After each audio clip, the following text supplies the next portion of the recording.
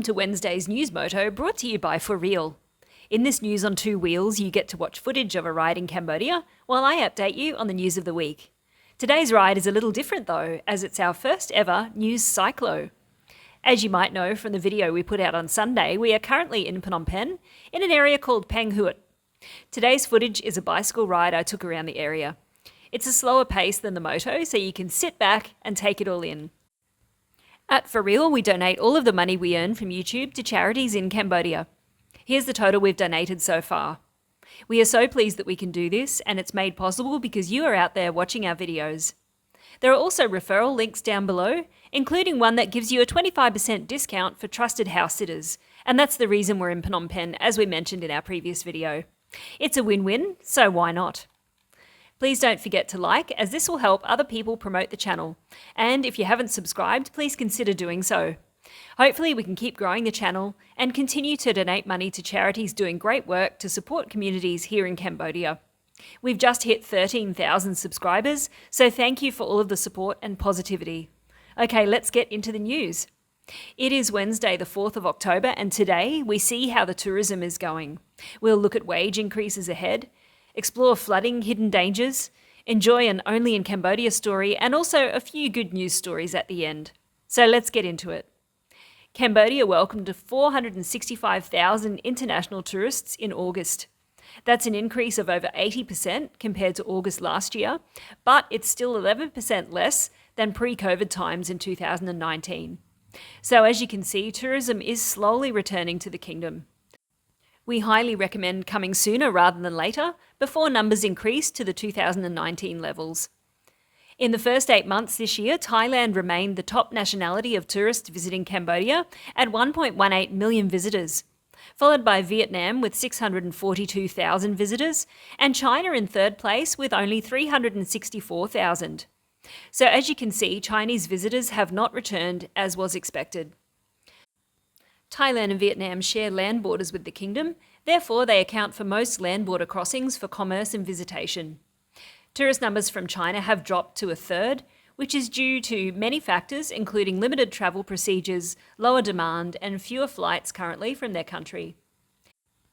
Thailand and Vietnam have had a healthy recovery in the tourism industry, especially Vietnam due to their new strategies to waive the visa application fee and extend stay duration for foreign tourists.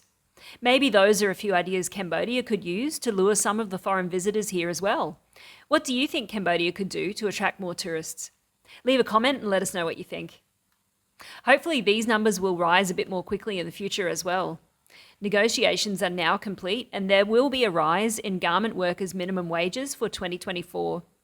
The base salary will increase by $4 next year, which will bump up the minimum wage of workers to $204 per month.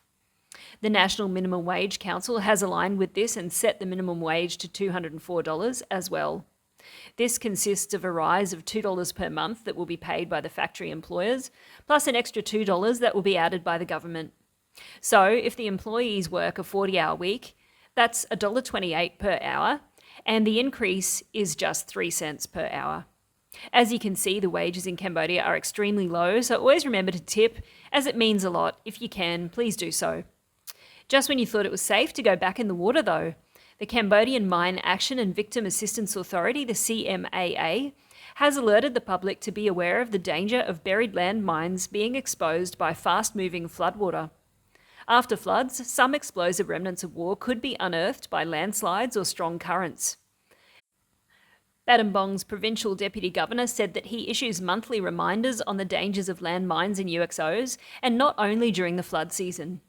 Deminers and relevant organisations have put up warning signboards in mine-contaminated areas. Now for some crime time.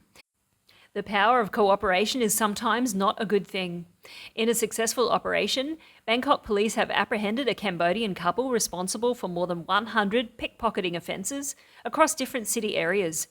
The couple confessed to their crimes, shedding light on their methods and revealing that they had learned their dishonest skills from Vietnamese thieves operating in Thailand.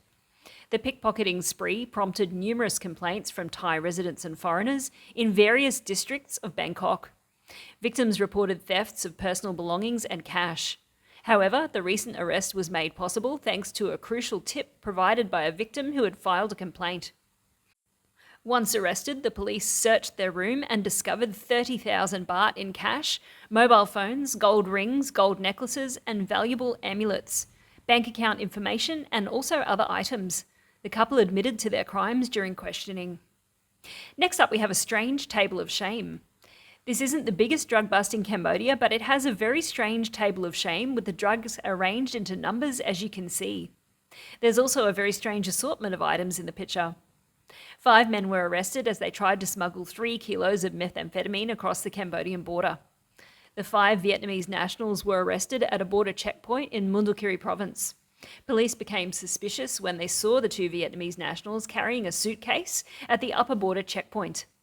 Police detained the 2 men for questioning and searched the suitcase, where they found 2 large packages of white crystal and several smaller packages weighing nearly 3 kilos in total.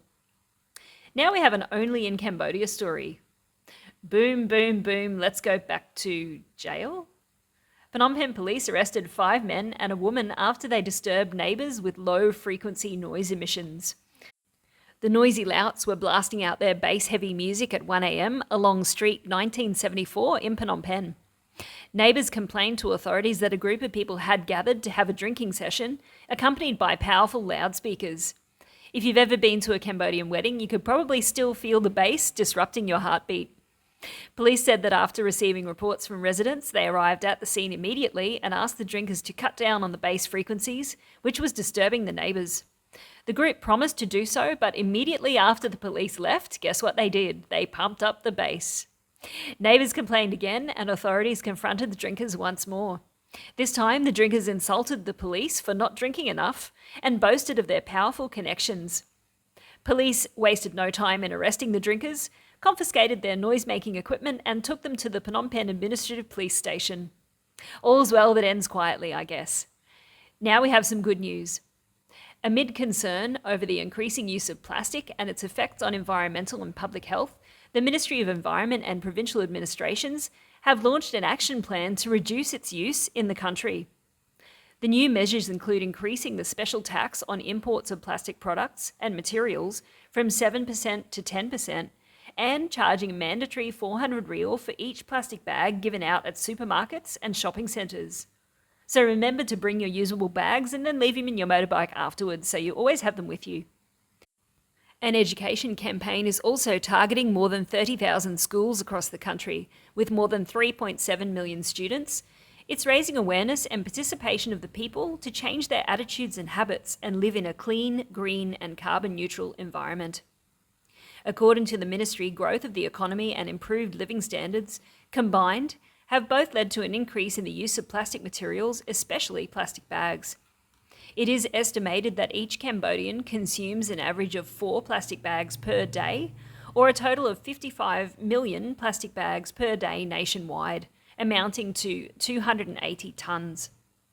In addition to that, a massive amount of plastic bags, there are plastic items used for food and beverages, such as plates, foam boxes, glasses, spoons, forks, and drink containers that you see everywhere. So this is all a great initiative. Now we have some breaking records. A giant freshwater stingray that was found in Cambodia last year has been entered into the famous Guinness Book of Records as the world's largest freshwater fish.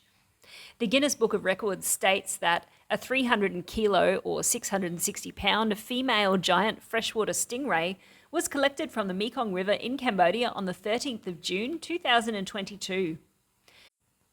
Assessed by scientists from the US Cambodian Wonders of the Mekong project, she had a disc width of 2.2 metres, and if you include the tail, her total length was 3.98 metres. Locals gave her the name Borami, which means full moon. And she was found in the Stung Treng province. That brings us to the end of this week's news. You're now up to date with all of the most important events in the kingdom. I'll leave a link to the other video I made about the area you've been watching in this video. And also don't forget to watch the video Andrew Taylor made with us when he visited recently. It showcases so many of the great things about Siem Reap. Both links will appear on the screen in a few moments, so you just wait, you can click on them then. Thank you so much for watching. Take care, have a great week, and we'll see you very soon.